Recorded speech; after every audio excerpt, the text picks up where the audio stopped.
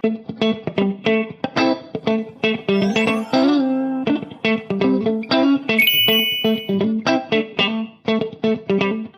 que pasa, Giovanna, que así, siempre pensamos que el profesor de lengua, que es obligado o que va a saber todas las pronunciaciones de todas las variantes, que es imposible, ¿no? Entonces, en relación a eso, mis alumnos nunca han tenido problema en decirme, yo quiero una variante o quiero otra. Nunca tuve esa experiencia, pero sí que muchas veces nos enfrentamos como profesores de español con alumnos que piensan que una variante tiene más prestigio que la otra, pero no es así, ¿no? En las clases debemos trabajar todas las variantes, debemos mostrar a los alumnos y a las alumnas todas las posibilidades en relación a las variantes de la lengua. En realidad pensamos sobre el prejuicio lingüístico cuando nos referimos tal vez a una lengua u otra, o cuando nos referimos a una variante u otra, como vos haces la pregunta, ¿no? Creo que afecta en el sentido de cómo nos imaginamos o cómo pensamos las lenguas, ¿no? Cuando llegamos muchas veces, y seguramente vos también lo escuchaste, Giovanna, como estudiante, decimos, no, yo quiero aprender la variante de España porque es europea y no quiero aprender sobre la variante de Argentina o no quiero aprender sobre la paraguaya, pero ahí entonces nos tendríamos que preguntar, bueno, ok, así quieres aprender sobre la variante de España porque es europea. ¿Y de qué parte de España? ¿De cuál España, no? Porque España también es un país diverso, ¿no? Con muchas variantes, con lenguas oficiales, inclusive es el catalán, el euskera. Antes nos dice eso. Lo primero que yo le respondo es, bueno, está bien si tú quieres aprender sobre una variante, inclusive cuando dicen, no, yo no quiero saber sobre la variante argentina porque la variante argentina tiene el sh, por ejemplo, el sheísmo, ¿no? En Argentina también es un país diverso y que hay diferentes variantes dentro de la propia variante del Río de la Plata, ¿no? Entonces sí que hay prejuicio lingüístico y sí que afecta a determinadas variantes y creo que se relaciona un poco con ese prestigio que le damos o ese imaginario que tenemos hacia esa mirada para Europa y no hacia propia América Latina. Bueno, creo que, por ejemplo, la enseñanza de lengua es un espacio fundamental para que los alumnos aprendan sobre las diversas variantes y culturas del español y de América Latina, ¿no? Los materiales didácticos, por ejemplo, son fundamentales, materiales complementarios también son fundamentales que nos ayudan a pensar y a reflexionar sobre la cultura y los diversos aspectos, ¿no?, de la lengua, especialmente los materiales didácticos más actuales que ya hablan desde una perspectiva más intercultural o tienen una perspectiva más decolonial, ¿no?, donde podemos pensar de una forma más crítica la enseñanza y el aprendizaje de la lengua. Entonces, materiales, por ejemplo, como lo que vos estás construyendo, le ayudan al futuro estudiante a pensar desde otra perspectiva, ¿no? Y que hay otras posibilidades.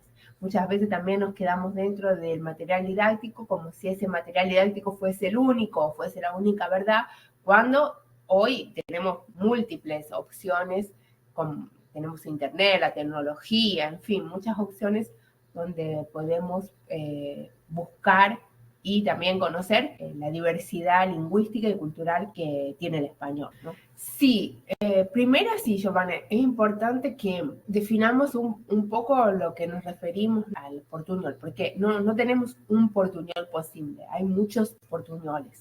Entonces podemos decir, si eu falar agora assim em português com você pode pensar, ele está falando em portunhol, porque ela fala em português e com um acento espanhol. Es posible. Y referido a la literatura, tenemos escritores muy importantes en portuñol, como Fabián Severo, Douglas Diegues, uno de los primeros escritores huisos bueno, con Mar Paraguayo, por ejemplo. Y en relación al portuñol, tenemos como dos ejemplos, Fabián Severo y Douglas Diegues, como dos ejemplos así más fuertes. Douglas Diegues, que fue uno de los primeros que habló del portuñol salvaje a partir de los estudios o a partir de la lectura de Wilson Bueno y Mar Paraguayo. Y Fabián Severo, que con la poesía se arriesga, ¿no? Y creo también que en cada frontera ese portuñol se da diferente, ¿no? Para la gente que no vive en la frontera o que no está en contacto con esta temática, no conoce muchas veces esta realidad. Y tú le hablas de portuñol y te mira como diciendo, pero... y lo ven al portuñol desde el lugar del error, ¿no? O desde el lugar hasta de lo gracioso, lo cómico, ¿no? Creo que el mayor desafío tal vez en relación, también lo podríamos pensar, porque por ejemplo, las editoras, mayores editoras, donde circulan las grandes obras literarias, por ejemplo, o de mayor circulación, no publicarían un libro en portuñol, porque tendríamos que seguir las normas y estaríamos regidos por una normativa, un instrumento lingüístico, ¿no? Y las normativas. Entonces, hoy las editoras, las editoriales que publican en portuñol, son editoras independientes, editoras también que se arriesgan a ese fenómeno del lenguaje, a esa que podemos llamar una lengua emergente, ¿no? Que usamos como herramienta de comunicación. Y es interesante también llamarla de esa forma porque también surge así, entonces esa lengua que emerge a partir de ese contacto de las lenguas. Y sí que hay grandes desafíos en relación a lo que vos preguntás, que se pueda promover, ¿no? Porque creo que todavía hay un largo camino en relación a eso, especialmente en la circulación de los libros, en la circulación de las obras y en que también las personas dejen de ver al portuñol desde ese lado cómico, ¿no? Mira, hace poquito yo hice una entrevista y alguien hizo un comentario como diciendo, ay, pero si estamos hablando del portuñol, entonces estamos diciendo de que la profesora está siendo, digamos, una profesora perezosa porque me quedaba entre una lengua y otra, no hablaba ni una lengua ni otra, entonces no quería aprender bien una lengua u otra. Y no se trata de eso, se trata un poco, el portuñol tiene que ver con ese lenguaje que forma parte de mi identidad. Creo, Giovanna, que una de las cosas más importantes es como ponerlo más en evidencia, ¿no? Estudiarlo, ¿no? Como una lengua emergente, estudiarlo, fundamentarlo, una lengua de interacción o una lengua emergente, si queremos. Entonces, ponerlo más en evidencia, correrlo un poco de ese lugar que siempre se ha visto de lo cómico o de ese intermedio. Y por otro lado también promover más, por ejemplo, el año pasado hubo la promoción de un concurso de escritos en portuñol y fue muy importante porque se puso en evidencia, mucha gente que nunca había escuchado hablar comenzó un poco a investigar más y a querer saber de qué se trataba.